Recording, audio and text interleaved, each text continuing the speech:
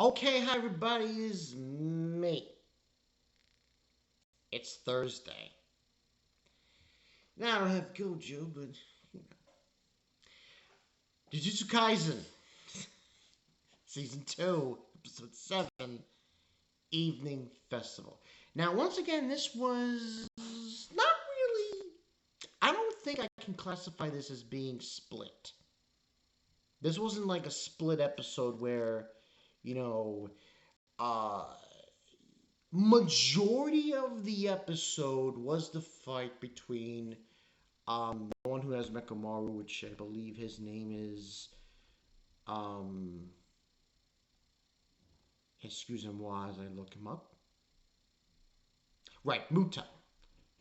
Kokichi. So Muta ends up fighting Mahito. We all know who this guy is. This figured individual. But he's fighting him while Geto has a veil over everything. Now, this devolved into the most ridiculous fight I've seen so far. Every fight in this show is to the 10th millionth degree. It doesn't even have to be Gojo who's fighting. Anyone who fights in this show, it goes hard. Really hard. To the point you're like, what the hell was that? But yeah, Muta has a Mechamaru who's basically a giant. I'm not gonna lie, it's freaking Ava. Come on. You even see he's fighting Mahito, and you see there's like an extension cord in the back of the mech. This is Ava all of a sudden? But the fight itself was pretty spectacular. Muta basically held his own for majority of the fight until a certain point. The certain point basically was when Mahito released his domain expansion. And even then you're like, oh shit, this is really bad. This is really bad. Um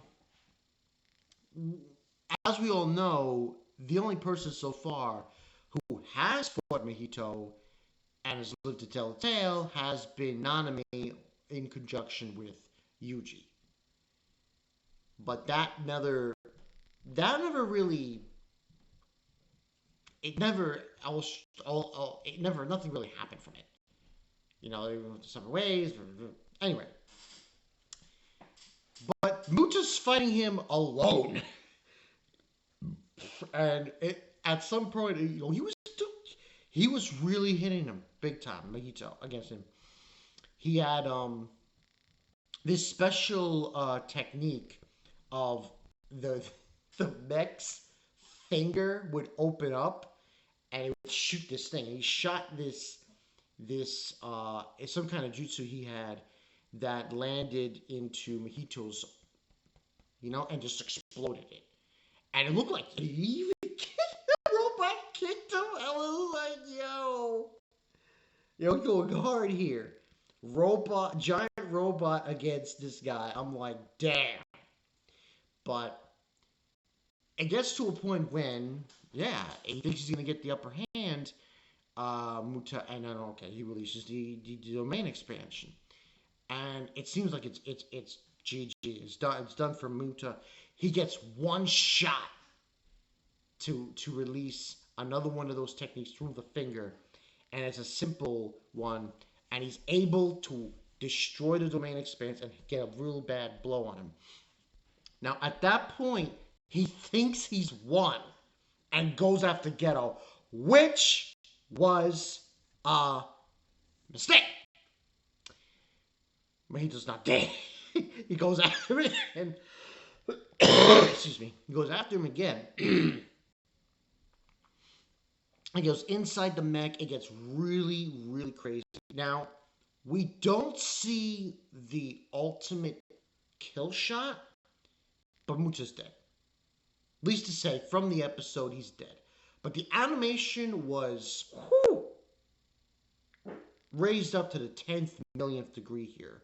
Between the robot attacking him, Mahito attacking him, going back and forth. it was insane. Absolutely insane. And the whole time, Ghetto's like, he's like having a huge freaking boner. Like, yo, this dude was having a real big boner during this fight. It was insane. But they defeat him, unfortunately. And it's really sad because what's her face is talking to Mecha Maru. Miwa.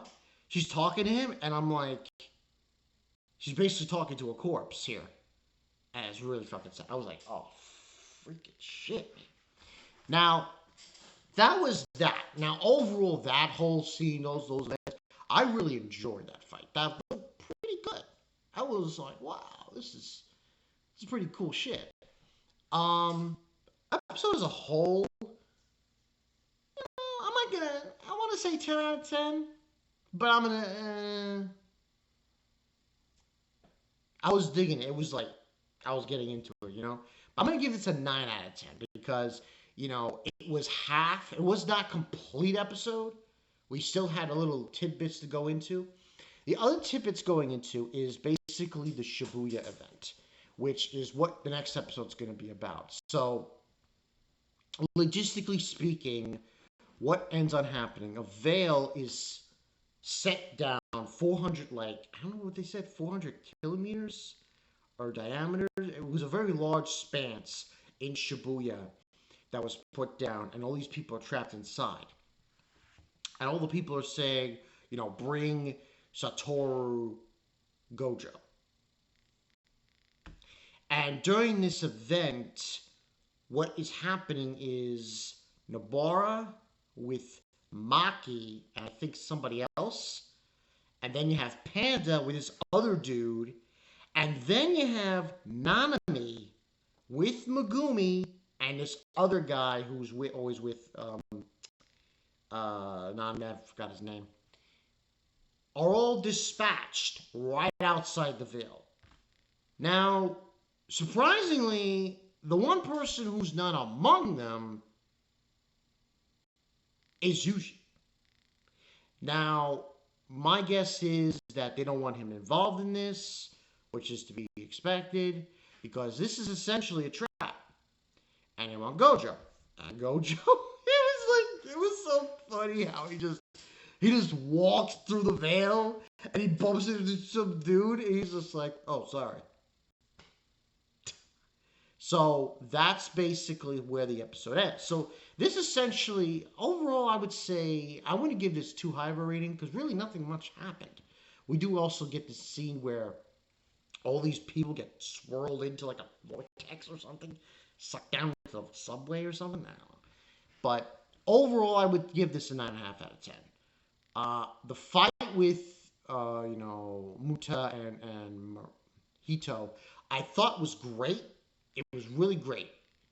Not Gojo great. Not like, holy shit, I'm shitting my pants. But it did give me a little whiplash, and I was like, whoa, that's pretty awesome. But for this one, I'm going to say 9.5 out of 10. And like I said, this was called a Night Festival. Now, I'm not saying I got spoiled. I'm not saying I did.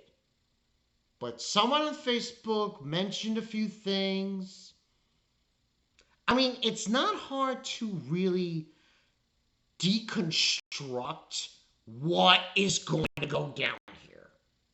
It's not. Let's be perfectly honest here. Mappa has dedicated 5 episodes, the first 5 episodes of season 2, to a flashback with Gojo and Geto, his friend. How they lived and worked together at the, Jujutsu Academy. And then towards the end, Geto all of a sudden became evil. It's not hard to piece together what's going to go down. Usually, it is not a good sign when one of your characters has a flashback and it's dedicated for 5 episodes. I'm just saying. Not all of them are like that, but this yeah, this is fishy. And I'm not saying I got spoiled about certain characters who might be head over to the, but I might have been. But I can't confirm it. I really can't. But from my understanding with this arc, we're heading into, it is insane. Just complete anarchy, violence, gore, up the wazoo. From what I understand. Now, and overall, I thought this was a good episode. So now next week it's going to be called the Shibuya incident, and we're going to get into the nitty gritty here. And remember, this is only episode 7, and we have 23. So you could only imagine the amount of carnage we're going to have to go through as we go through it. But but the whole point is, this is really this whole scenario, I believe, to a certain extent, is on Gojo, because they want Gojo out of the picture. Because if Gojo's out of the picture, they can go after Yuji again. But really, it's like, yeah, guys really didn't do so hot last time we did that. Because Sukuna just told you to go, But we'll see what happens. Overall, like I said, 9.5 out of 10. Really enjoyed this one. Good fight, good animation across the board. This is Bankai 922. Next week, we get into nitty gritty. We're going to see some Gojo, being Gojo. But it's the Shibuya incident, and God knows what's going to happen. I'll see you guys later. Peace.